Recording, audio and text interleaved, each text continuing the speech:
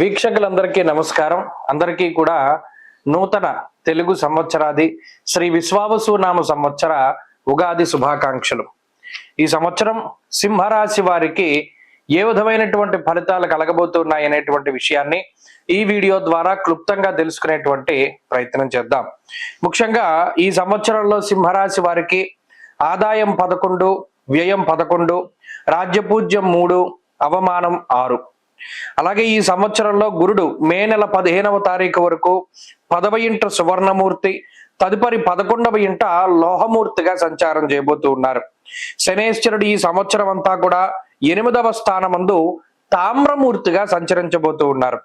రాహుకేతువులు మే 21 వరకు 8, 2 స్థానాల్లో సువర్ణమూర్తులు, తదుపరి 7, 1 స్థానాల్లో లోహమూర్తులుగా సంచరించబోతూ ఉన్నారు. అయితే ఈ సంవత్సరంలో సింహరాశి వారు ప్రధానంగా ఆధారపడవలసినటువంటి గ్రహం ఏంటయ్యా అంటే గురుడు. ఈ రాశి వారికి మే 15 దాటిన తర్వాత ఉండేటువంటి గురుబలం చాలా ప్రధానమైనటువంటి బలం. ఎందుకంటే అష్టమ శని దోషం ఉన్నది. అయితే ఇంకొక మంచి విషయం ఏంటి అంటే ఆ శనేశ్వరుడు తామ్రమూర్తిగా సంచారం చేస్తూ ఉన్నారు. ఎప్పుడైతే తామ్రమూర్తిగా సంచారం చేస్తారో ఒక 30% రిజల్ట్ మాత్రమే ఇస్తారు. అంటే ఏమిటి, అది మంచైనా చెడైనా కేవలం 30% మాత్రమే రిజల్ట్. సో ఆ తీవ్రత తక్కువగా ఉంటుంది. రెండవది, అష్టమ రాహు యొక్క దోషం తొలగిపోయినది. ఎప్పుడైతే అష్టమ రాహు యొక్క దోషం తొలగిపోతుందో అది కూడా కొంత ఉపశమనంగానే ఉంటుంది.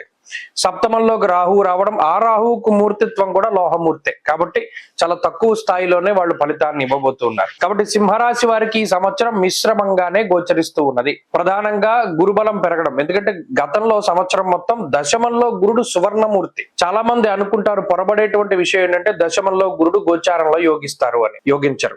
లాభస్థానం అందు గురుడు యోగిస్తారు.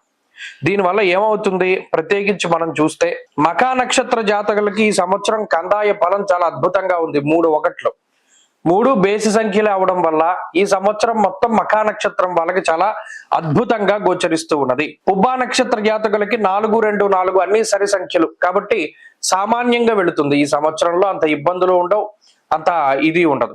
అలాగే ఉత్తరా నక్షత్ర జాతకులకి కందాయ ఫలం 7 0 2, మధ్య శూన్యం మనోవ్యధ అన్నారు. అంటే కొంత మానసికమైనటువంటి ఇబ్బందులతోటి ముందుకు సాగుతూ ఉంటుంది వీరికి. అలాగే ప్రత్యేకించి ఓవరాల్ గా చూసుకున్నప్పుడు గురుబలం ఉన్న ప్రభావం కారణం చేత దీర్ఘ సంచార గ్రహాల్లో అష్టమ శని యొక్క దోషాన్ని తొలగింపజేసేటువంటి గ్రహం గురుడై ఉండడం వల్ల ఆయన యశోవృద్ధిర్ బలం తేజ సర్వత్ర విజయ సుఖం అన్నది శాస్త్రం.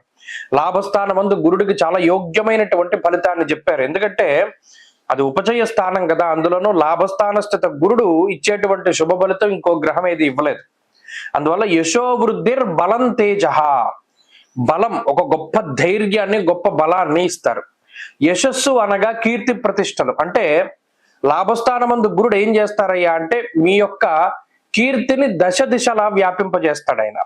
అంటే మీ ఉద్యోగంలోనో వ్యాపారంలోనో లేదా మీకుండేటువంటి వృత్తి ప్రవృత్తుల్లోనో మీకుండేటువంటి కీర్తి ప్రతిష్టలు చాలా గణనీయంగా పెరగడానికి, దేశాంతరాలు దాటి వెళ్ళడానికి, ఎల్లలు లేనటువంటి కీర్తి ప్రతిష్టలు సంపాదించడానికి ఆయన కారణమవుతారంటే మీ ప్రతిభని ఆయన అంత గొప్పగా బయటికి తీసుకొస్తూ ఉంటారు.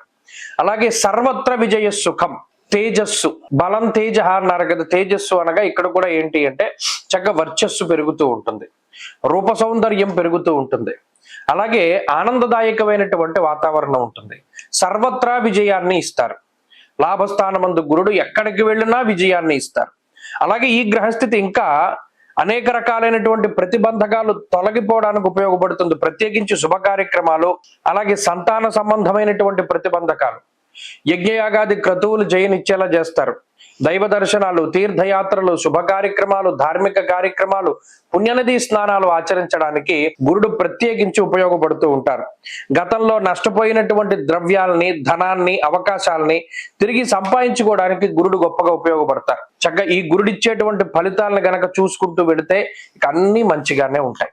మరి శనేశ్వరుడు రాహు యొక్క స్థితులను కూడా మనం దృష్టిలో పెట్టుకోవాలి. ఇక్కడ అష్టమ శనేశ్వరుడు మూర్తిత్వం వల్ల తన యొక్క దోషాన్ని తక్కువగా ఇస్తూ ఉన్నా ఆయన్ని మనం పక్కన పెట్టకూడదు. నానా కార్య విరోధస్య వ్యాధి పీడా ధనక్షయం అన్నది శాస్త్రం.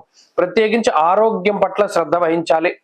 అలాగే ఏదైనా ఒక పనిలో ఎక్కువగా విఘ్నాలు అనేటువంటి వస్తూ ఉంటాయి కాబట్టి ఏదైనా ఒక పని ప్రారంభం చేసే ముందు విఘ్నేశ్వరుని యొక్క అనుగ్రహాన్ని సంపాదించుకోగలిగితే, భగవద్ ధ్యానాన్ని చేస్తూ భగవంతుని యొక్క అనుగ్రహాన్ని పొందగలిగితే అష్టమశని దోషం ఏమీ చేయదు. కాబట్టి అష్టమశని దోషం కేవలం ఆరోగ్యము, అలాగే నానా కార్య విరోధస్యాత్ అన్నారు. ఏ పనైనా సరే వాయిదా వేసేటువంటి ఫలితానికి. అలాగే ఇంకొకటి ఏంటి అంటే కొంతమందికి కర్మానుగతైన ఫలితాన్ని ఇస్తారు కాబట్టి కోర్టు కేసులు, లావాదేవీలు, జైలు జీవితం గడపడానికి వాటికి కూడా శనేశ్వరుడు కారణం అవుతూ ఉంటారు. అది వారి వారి జాతకాలను బట్టి, ఆ కర్మ ఫలితాన్ని బట్టి ఆధారపడి ఉంటుంది.